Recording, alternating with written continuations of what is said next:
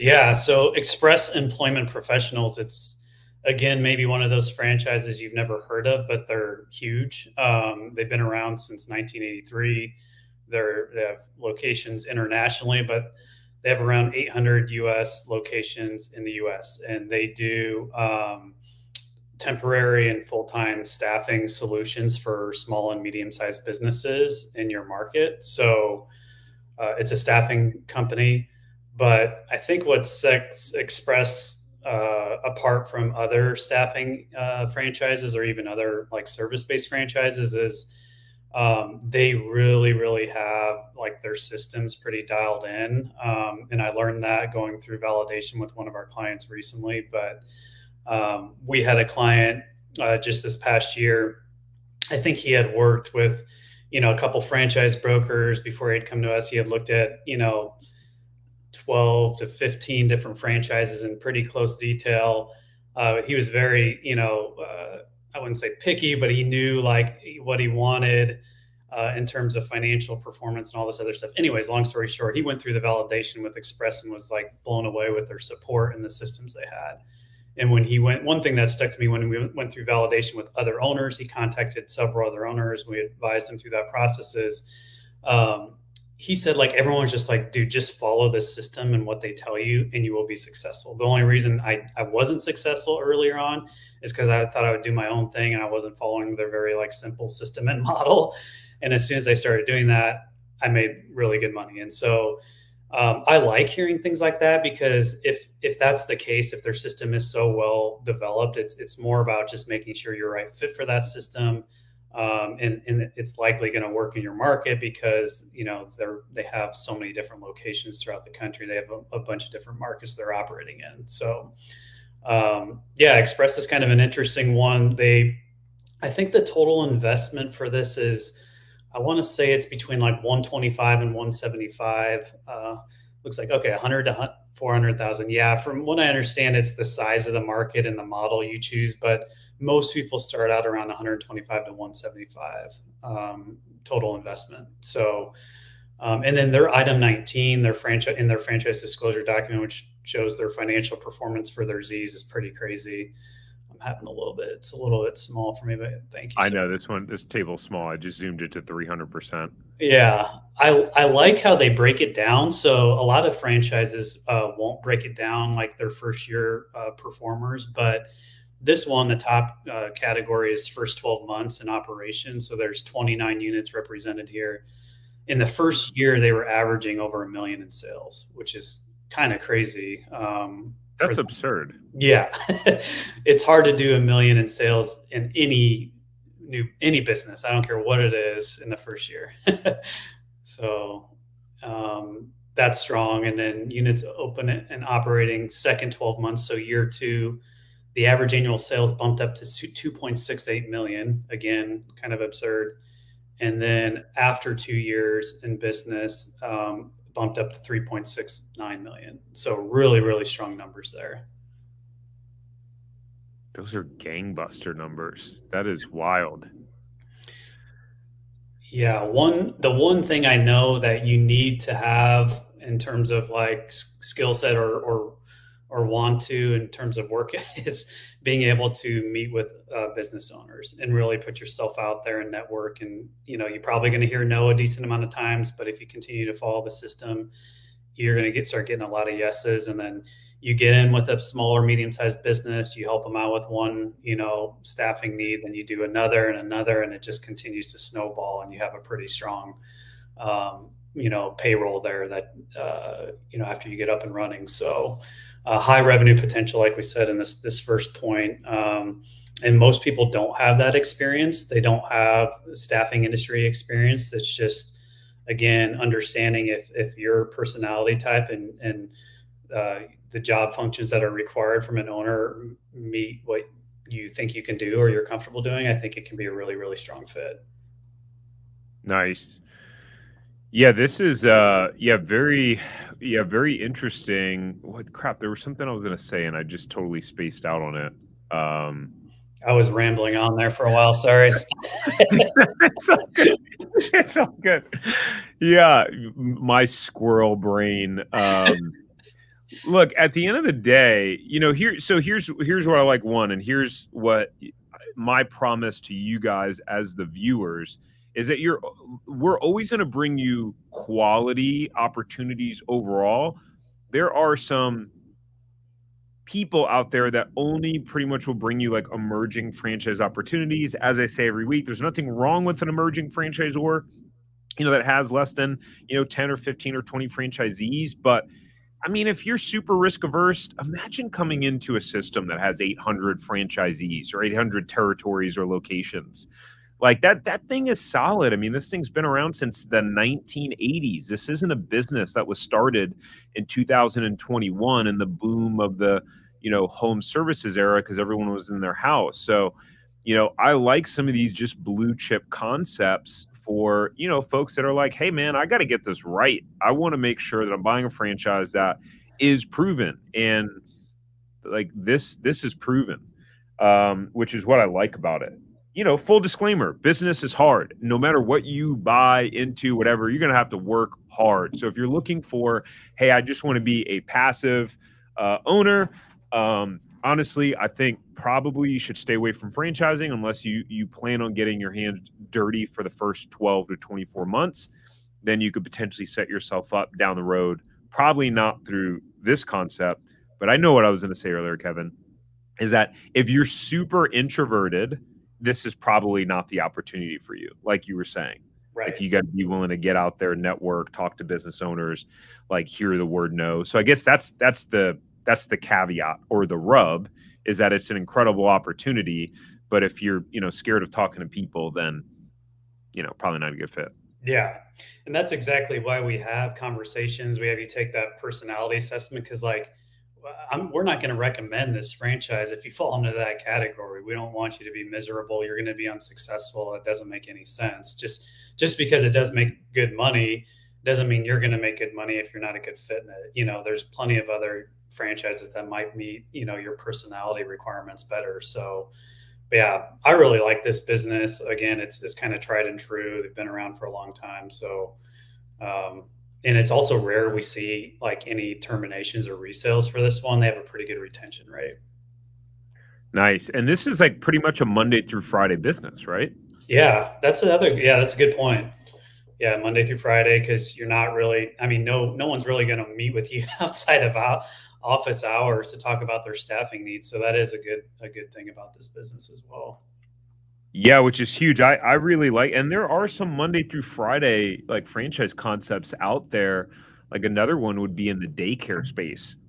And I know that through the different networks that you're in, you have access to some daycares. But there are for folks that go, man, I want to start a business, but quality life is important to me. Well, you should consider some Monday through Friday franchises. Not all franchises are Monday through Sunday, and it could be that work life balance you're looking for. But if you guys want to see if this franchise is available in your area, I mean, there are a lot of franchisees already, so it's going to be a little bit of slim pickings. I know there are some other quality staffing ones out there too, but you can go to franchiseempire.com/check territory, and you can enter your info, be able to set up a free, quick 15-minute call with either Kevin or Krista to see if this is available in your area and what other concepts may be available in your area as well.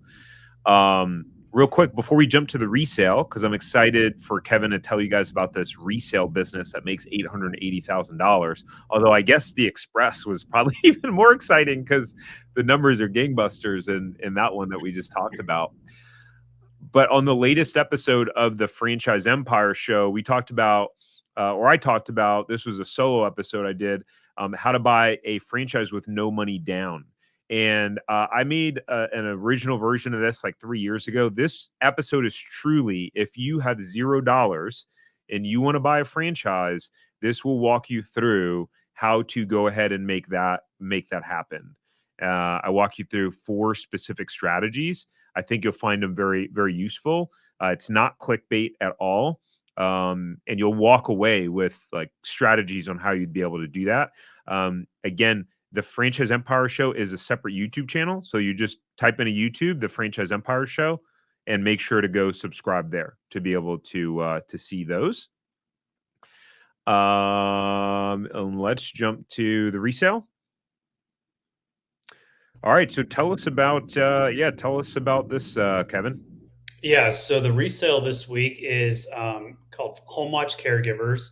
So it's in-home senior care services. So they provide both medical and non-medical, I believe, senior care services. So like companion care, grocery shopping, and then would be non-medical, and then medical would be, where you're actually having like nurses go into the home and administer different, medicines or shots they need to give. I don't know exactly what it all entails, but it's both medical and non-medical for home watch caregivers.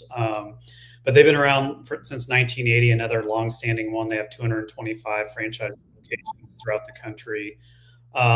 This particular resale is located in Sugar Land, Texas. So I think that's like Southwest Houston area. The asking price is just over $1 million, which is high. But if you look, the reason is the seller discretionary earnings are around 315,000. Just super strong. I'd love to jump in here for just Yeah. a second. And it's when he says it's high, in a sense, it's really not high. The number may seem like a big number, but given that when businesses sell, it sells for a multiple of its earnings, and he's about to talk about SDE and what that is, like the bigger the sales price of a business, the better it is. The bigger it is, most of the time, unless you have a stupid owner. I'm just kidding, not a stupid owner, but unless you have an unrealistic owner who is trying to sell their business for an unrealistic amount that the valuation doesn't match up at all, which that happens sometimes. But it's typically the higher its price, the more money the business is making. So it's a good thing. You want to buy a business that's selling for a good amount of money. If it's selling for 100 grand or less or 150 or less, it's probably something where you're really going to have to roll up your sleeves. But sorry, go ahead, Kevin. No, that was good. I mean, yeah, I probably shouldn't have. The asking price is not high, like in my opinion, value. You'd have to like dive into the financials and everything. But when you see seller discretionary earnings, which means basically like net profit plus any like owner's comp or add backs that maybe the owner is charging to the company that are more like, I don't know, personal financials. Like, I don't know if that's the best description of SDE, but that's essentially what it is, what you can expect to earn as an owner, all the owner benefits there. So you're right, Tariq. Like typically you see when a business goes to sell, it's a multiplier of the SDE number. In this case, obviously, you can see it's around a little bit over 3 times, or around a 3-time multiplier, which is in line with this type of business. So it's not necessarily a high asking price. It's just it's a very profitable business, so they're asking the right amount accordingly. But this one, what makes it unique is the business is located on the grounds of an assisted living facility. So there's like an on-site resource there for the caregiving needs. And then I imagine they get a lot of referrals from that facility, which is pretty cool. That's a big differentiator for this kind of business compared to, other senior care franchises I've seen. And then Sugarland also has one of the largest VA clinics in the country. So that's another like huge referral source for them. So what's Wow. cool about that is like you're not paying for those referrals. When you don't pay for referrals and you don't pay, for a lot of marketing, you have a really high profitable business, like you can see here. So, yeah, I think this is a phenomenal opportunity. Those are, that's reoccurring revenue, a lot of these accounts. And so they do want an owner to be full-time in this business, at least for the first year and a half. They say, it's really going to take your full capacity to get in and acclimated to the business and everything. So they want somebody in there full-time. But yeah, if you're interested in the senior care space and you're in the Houston area, willing to relocate, it could be a phenomenal opportunity. And then, of course, like the overall trend in our population is 1 in 5 U.S. residents will be over the age of 65, by the year 2030, which is just kind of crazy to think about. So this is in high demand now. It's only going to continue to be in more high demand. it is a challenging business because you do need a lot of employees and you need to be able to build a culture and keep those employees on staff. But if you're able to do that, which this business has been able to do that seemingly, it can be very profitable. Yeah, this looks like a great opportunity. Thanks for putting this one in here and bringing this one up. Some of these, some of these concepts get me really excited. Just for you guys that you're watching, like there's a lot of great opportunities out there for those of you who are willing to put the work in. Like if you're someone that you work hard currently, you're a top performer in what you do right now in your work. Um, like sometimes I remember thinking a while back, Kevin, maybe you can relate to this when you were in the corporate world, thinking like, oh, I want to work less. I want to spend less time working. What I didn't realize was that when you have a stake and when you're doing something you really love, you don't want to work less anymore. It was only because you were doing stuff that it just wasn't filling up your bucket. And I think for a lot of folks out there, like when you wind up finding the right business for you, especially you're dealing with seniors in this one, like the level of fulfillment in terms of and the impact of what you're doing can just feel so meaningful. And when you're making great money in your business, you're not trying to work less. That's not necessarily your goal, although you can potentially produce that. What's your thoughts on that, Kevin? Dude, 100%. I mean, Kristen, it's funny you say that. Kristen and I were just talking this morning about it, how we feel lucky we actually like working. We we used to like dread Mondays, and then now Monday morning we have our meeting and it's like we're energized. We like work, like we love what we're doing. So we were literally just talking about that this morning. But I don't know how many times I hear people, like clients that we're talking to, or potential clients, and they're like, "Man, I work 60 hours a week now, and I'm like grinding for my company." I'm like, "You are a very sharp person. You're working that hard, so you obviously have the work ethic. If you do that for yourself, you're going to be much happier and much more financially successful, probably." It's literally, it's like we talk to people all the time that are working their ass off for somebody else, and you could do that for yourself. So yeah, I totally agree with you. Yes, sir. So for those of you who want to either inquire on this specific resale franchise, or if you want to learn about what resales are available in your specific area or zip codes, you go to franchiseempire.com/resales. Josh is on the money with dropping that link right at the perfect timing. My man, Josh is in the studio behind the stage helping us out. So This all just magically appeared. I didn't know Josh was behind the scenes working. uh, that's hilarious. Yeah, Josh is in here working magic. Oh man, if only you guys knew what certain things took, even though like it could look so simple, the actual effort required.